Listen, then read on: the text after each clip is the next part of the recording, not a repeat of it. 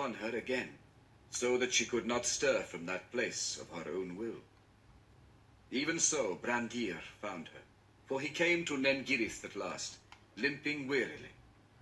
And when he heard that the dragon had crossed the river and had beaten down his foes, his heart yearned towards Niniel in pity.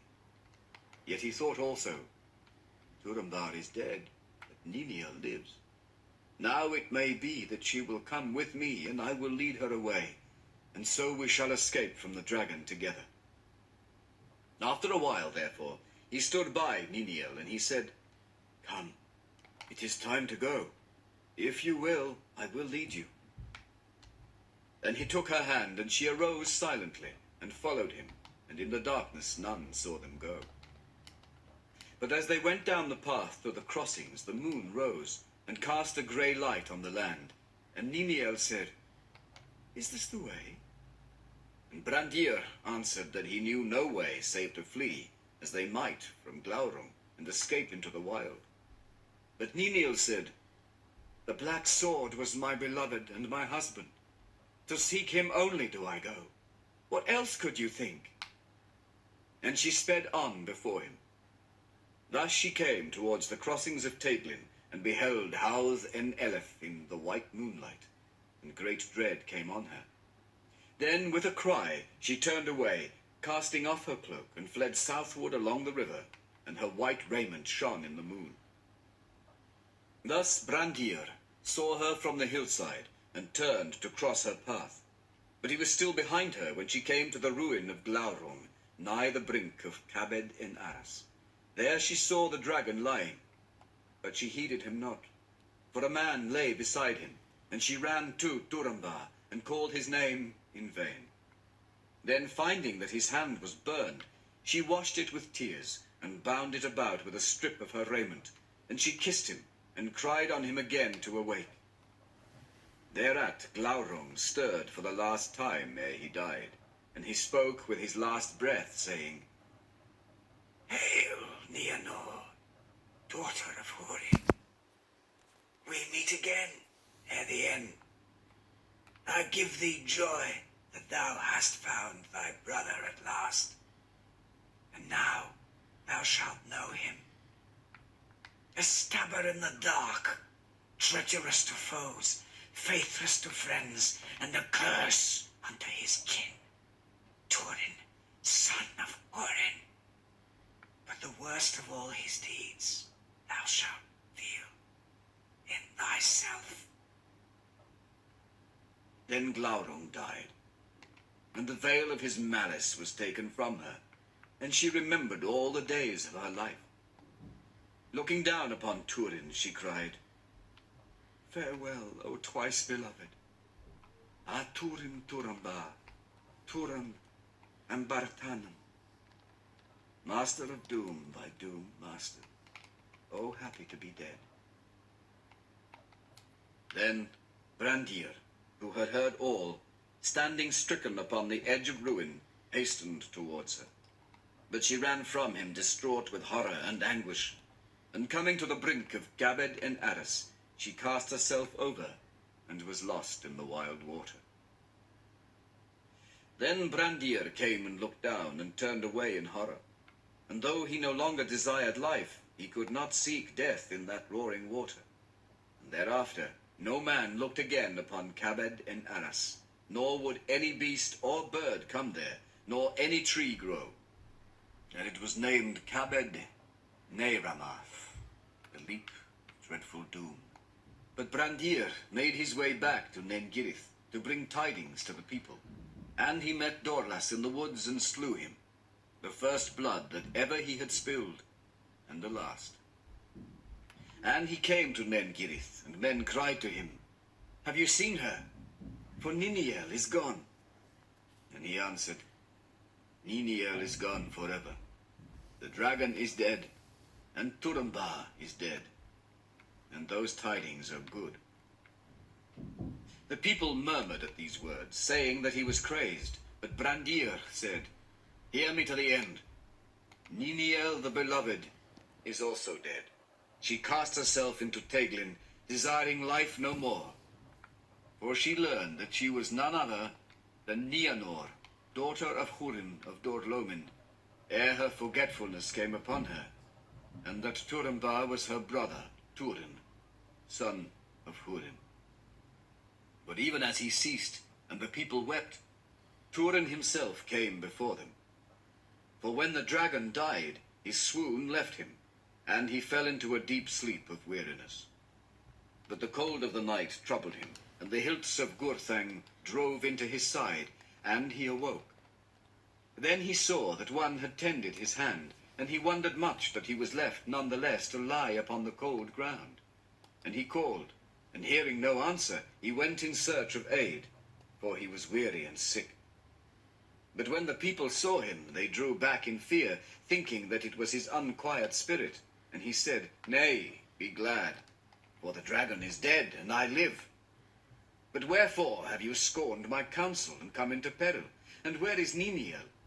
For her I would see, and surely you did not bring her from her home. Then Brandir told him that it was so, and Niniel was dead. But the wife of Dorlas cried out, Nay, Lord, he is crazed, for he came here saying that you were dead, and he called it good tidings, but you live.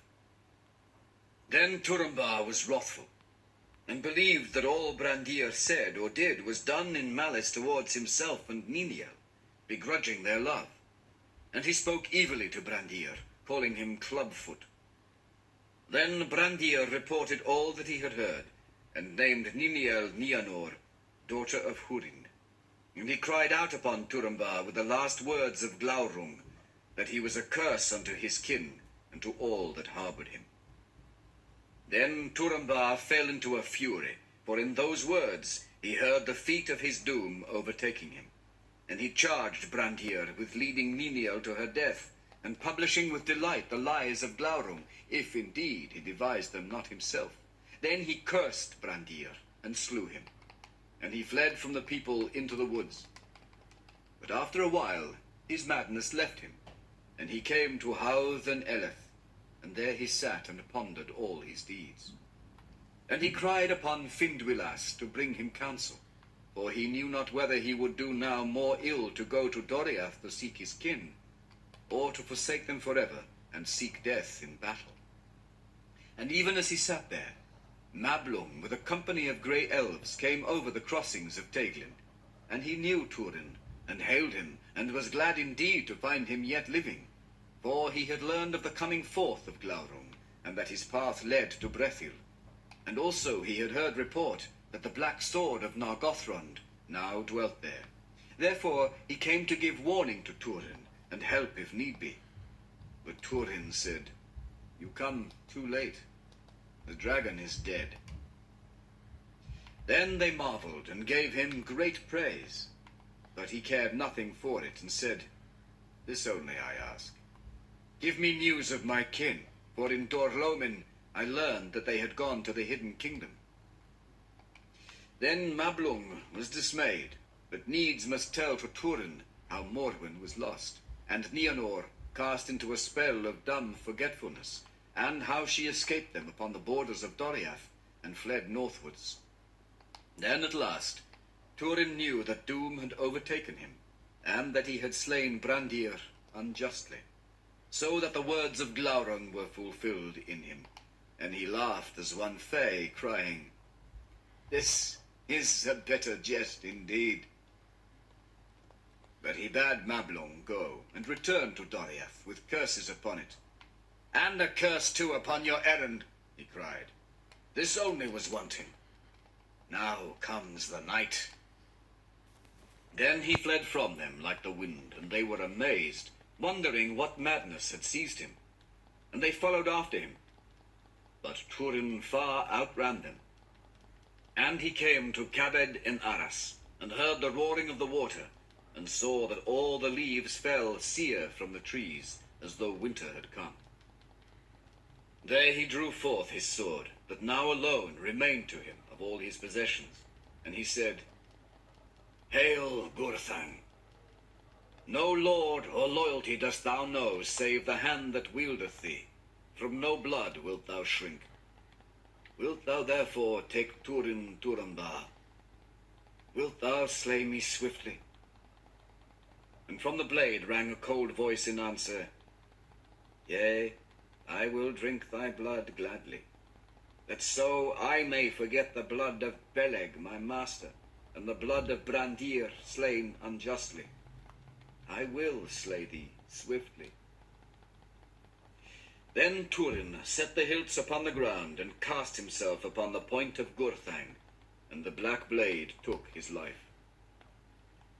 But Mablung and the elves came and looked on the shape of Glaurung lying dead, and upon the body of Turin, and they grieved. And when men of Brethil came thither, and they learned the reasons of Turin's madness and death, they were aghast, and Mablung said bitterly, I also have been meshed in the doom of the children of Húrin, and thus, with my tidings, have slain one that I loved. Then they lifted up Turin, and found that Gurthang had broken asunder. But elves and men gathered there great store of wood, and they made a mighty burning, and the dragon was consumed to ashes. Turin they laid in a high mound where he had fallen, and the shards of Gurthang were laid beside him. And when all was done, the elves sang a lament for the children of Húrin, and a great grey stone was set upon the mound, and thereon was carved in runes of Doriath, Turin Turamba, Dagnir Blaurunga. And beneath they wrote also, Nianor Ninier.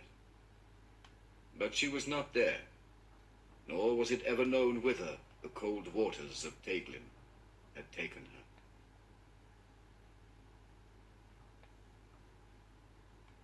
her. Of the ruin of Doriath. So ended the tale of Turin Turamba. But Morgoth did not sleep nor rest from evil, and his dealings with the house of Hador were not yet ended. Against them his malice was unsated, though Húrin was under his eye, and Morwen wandered distraught in the wild. Unhappy was the lot of Húrin. For all that Morgoth knew of the working of his malice, Húrin knew also. But lies were mingled with the truth, and aught that was good was hidden or distorted. In all ways, Morgoth sought most to cast an evil light on those things that Thingol and Melian had done, for he hated them and feared them. When, therefore, he judged the time to be ripe, he released Húrin from his bondage, bidding him go whither he would. And he feigned that in this he was moved by pity as for an enemy utterly defeated. But he lied. For his purpose was that Húrin should still further his hatred for elves and men ere he died.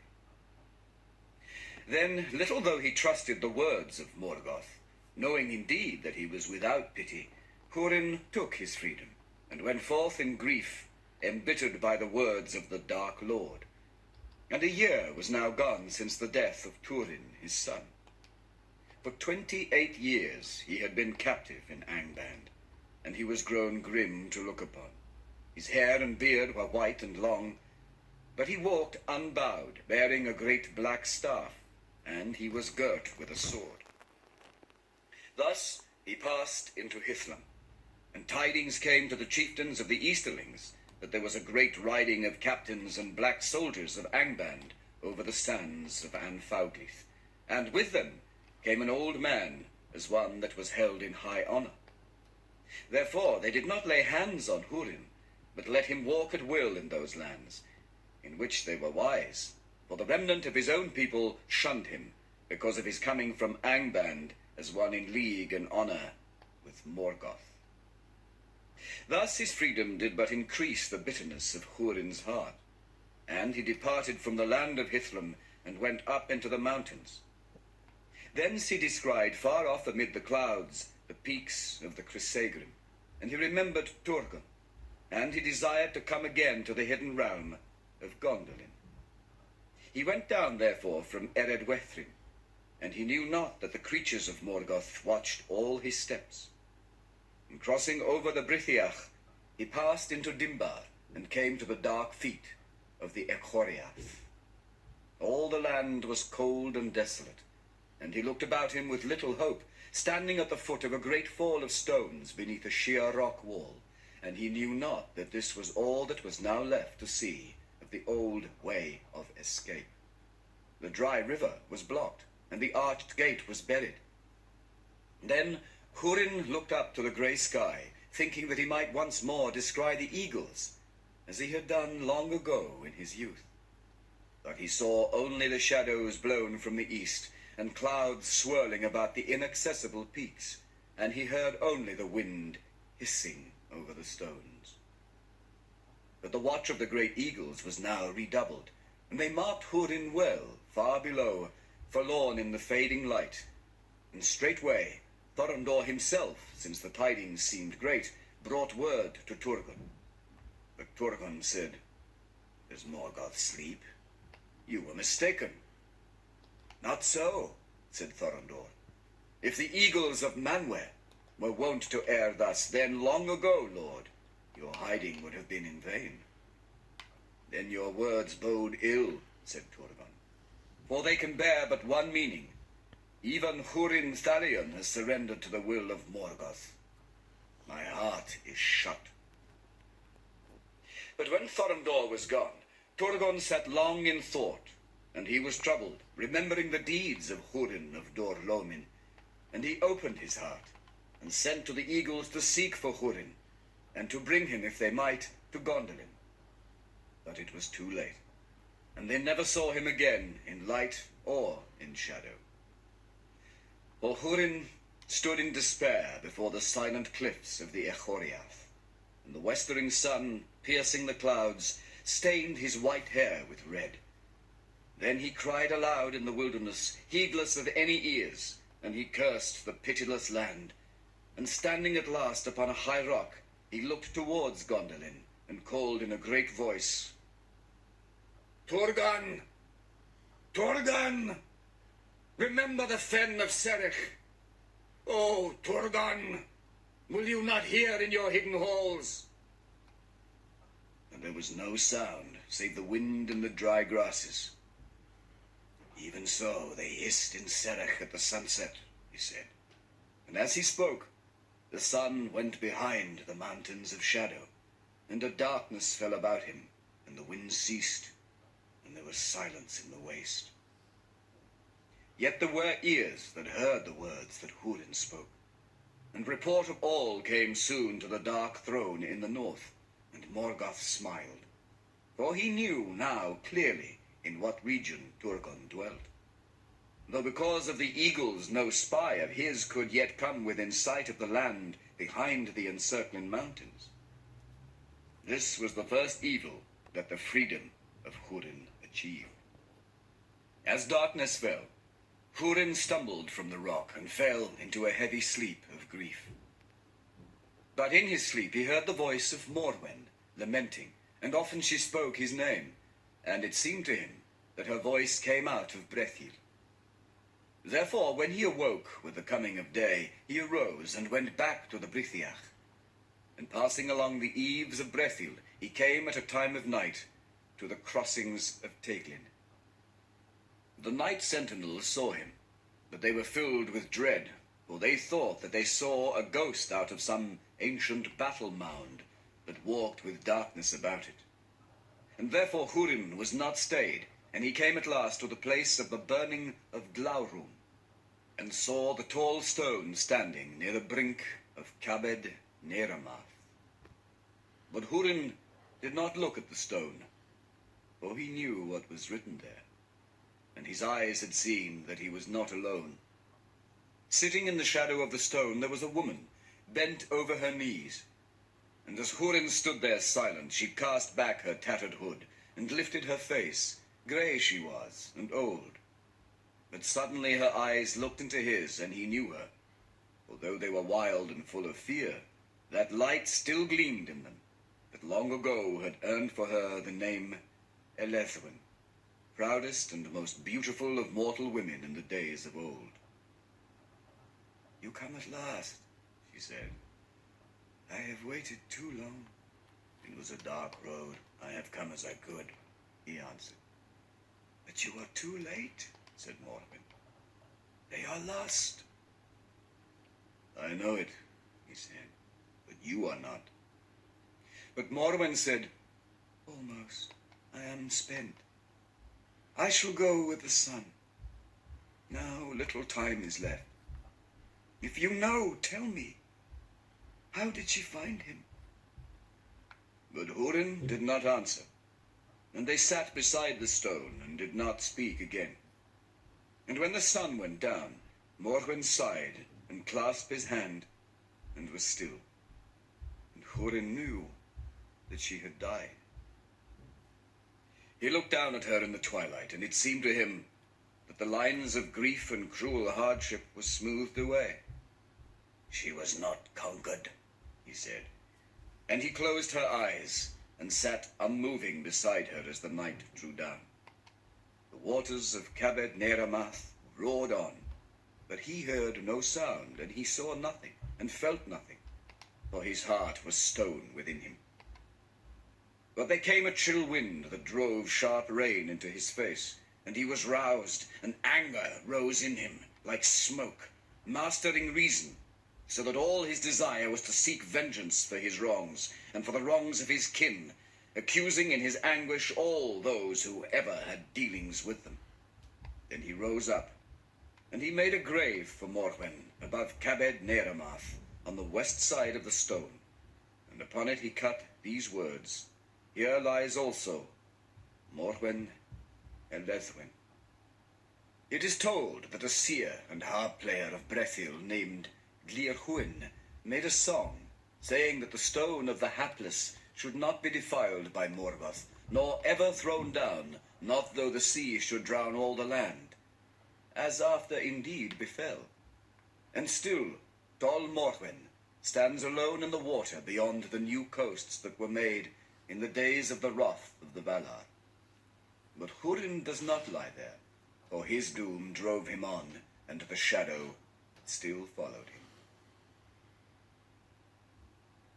Now Hurin crossed over Teglin, and passed southwards down the ancient road that led to Nargothrond.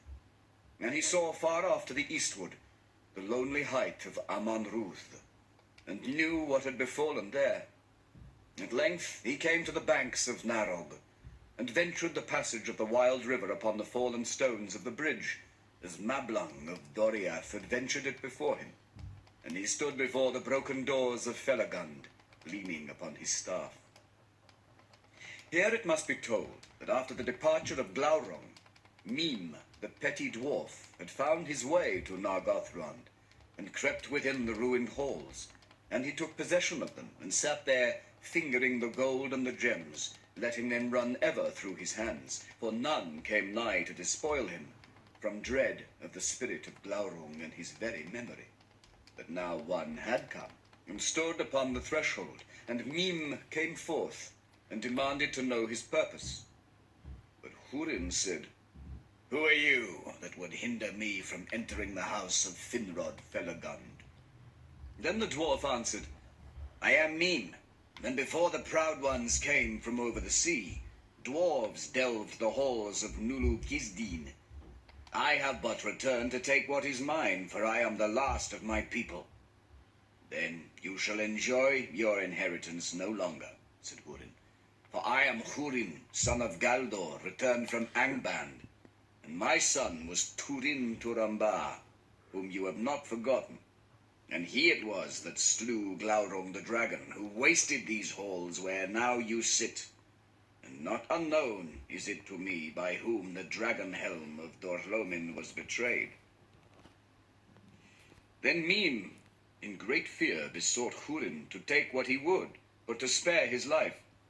But Hurin gave no heed to his prayer, and slew him there before the doors of Nargothrond. Then he entered in, and stayed a while in that dreadful place, where the treasures of Valinor lay strewn upon the floors in darkness and decay.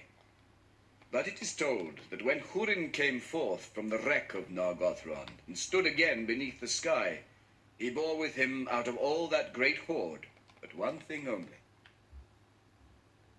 Now Hurin journeyed eastward, and he came to the meres of twilight above the falls of Sirion. There he was taken by the elves that guarded the western marches of Doriath, and brought before King Thingol in the 1,000 Caves. Then Thingol was filled with wonder and grief when he looked on him, and knew that grim and aged man for Hurin Thalion, the captive of Morgoth. But he greeted him fairly and showed him honor. Hurin made no answer to the king, but drew forth from beneath his cloak that one thing which he had taken with him out of Nargothrond. And that was no less a treasure than the Nauglamir, the necklace of the dwarves, that was made for Finrod Felagund long years before by the craftsmen of Nogrod and Belegost, most famed of all their works in the elder days, and prized by Finrod while he lived above all the treasures of Nargothrond. And Hurin cast it at the feet of Thingol with wild and bitter words. "Receive thou thy fee," he cried, "for thy fair keeping of my children and my wife.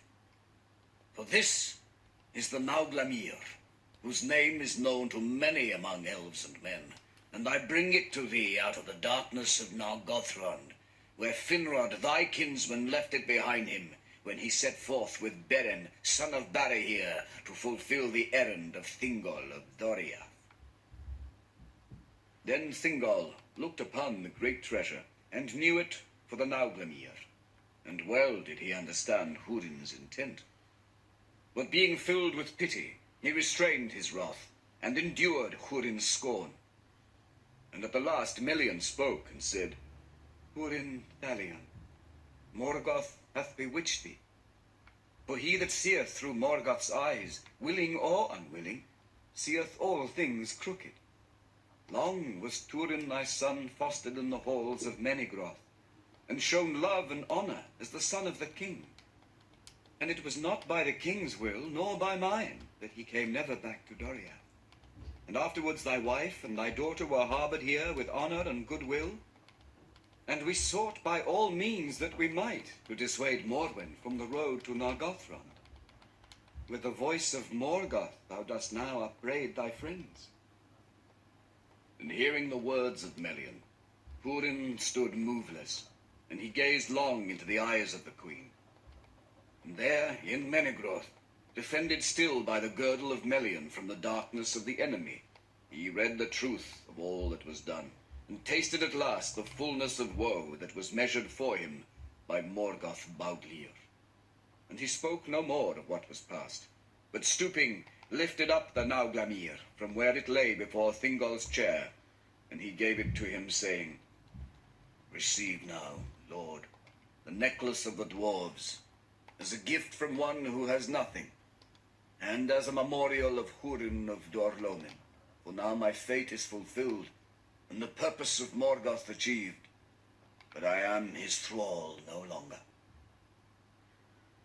Then he turned away, and passed out from the 1,000 Caves, and all that saw him fell back before his face, and none sought to withstand his going, nor did any know whither he went.